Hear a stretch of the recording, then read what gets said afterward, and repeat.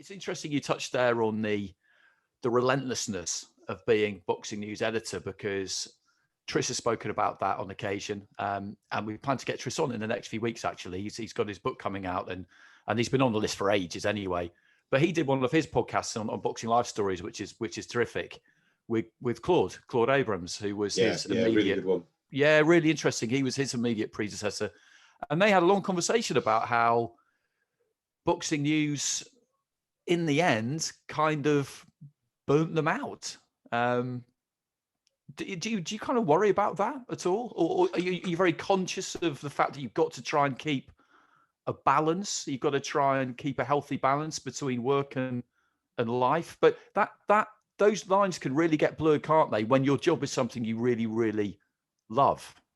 Yeah, they can, and I think the thing with Tris, and I don't think I'm speaking out of turn here, is that he had this ridiculous commute on top of everything else in Salisbury, and he was doing that every day. So it was something like 4 hours every day he was spending traveling, and on top of that, and at that particular time, there was pressure to always be in the office when Tris was the editor.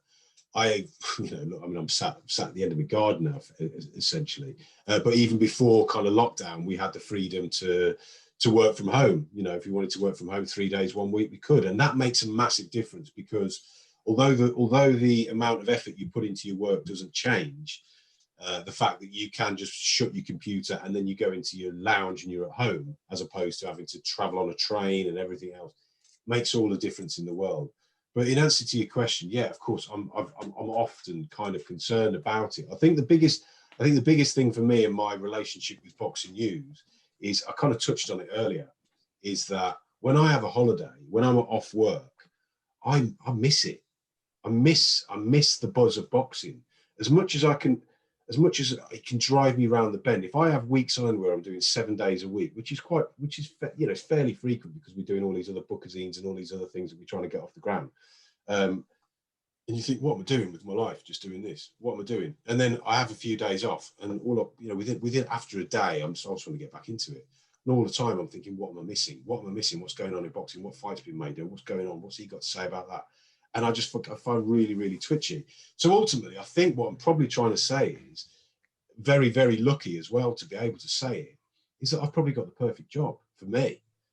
In that, I mean, even if we'd all get sick and tired of being on a desert island and just going to the bar every day, wouldn't we? As lovely as it sounds right now, if you keep doing it every day and you've got nothing else to do, you're going to need a break from that. So yeah, now and again, I do feel like, I don't know how much longer I can do this for. But then a few days off, and I'm just ready to go again. That's kind of the way that I feel about it. Just so lucky, and it's just one of the most you will hear about the boxing bug.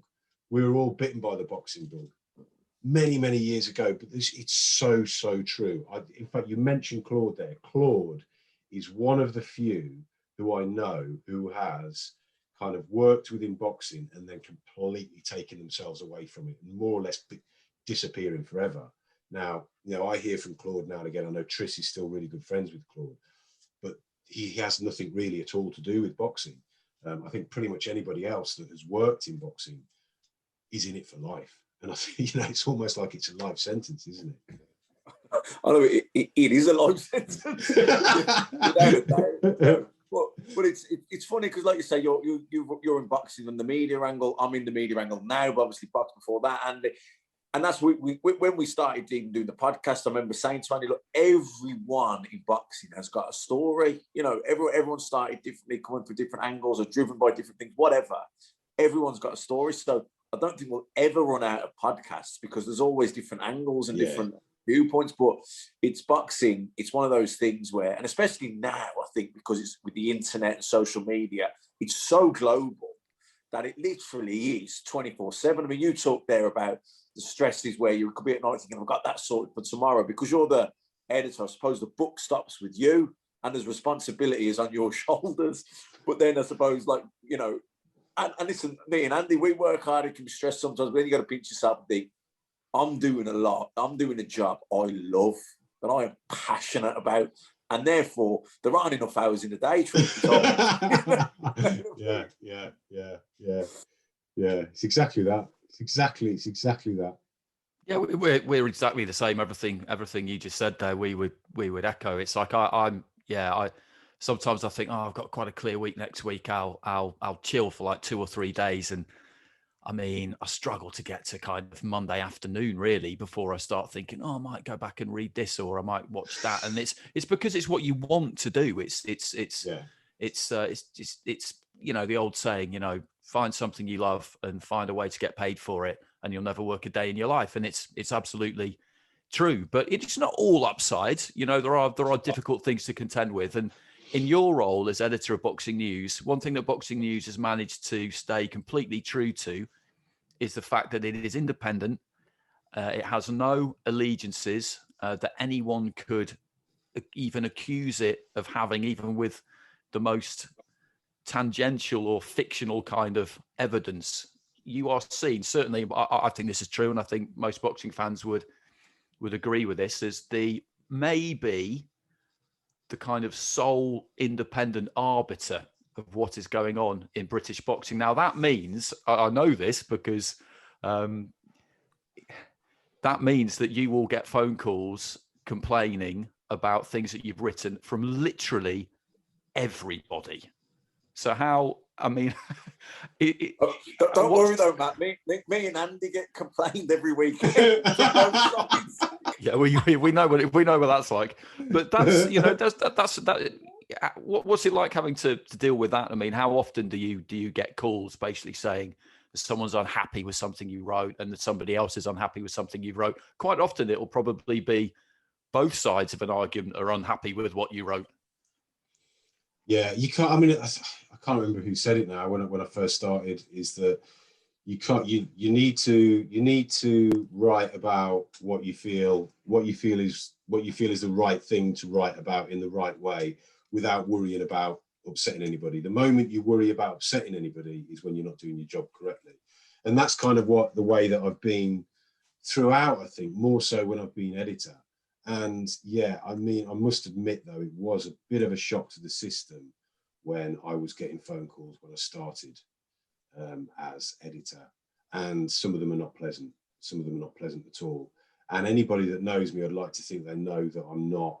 You know, I can't be bothered to kind of be nasty to anybody, to be nasty for nasty's sake, or have an agenda. I haven't, and I often think it might have been a bit easier for everyone if we'd have just kind of cozied up with one promoter or another, or whatever, or a management group or whatever. But we never have.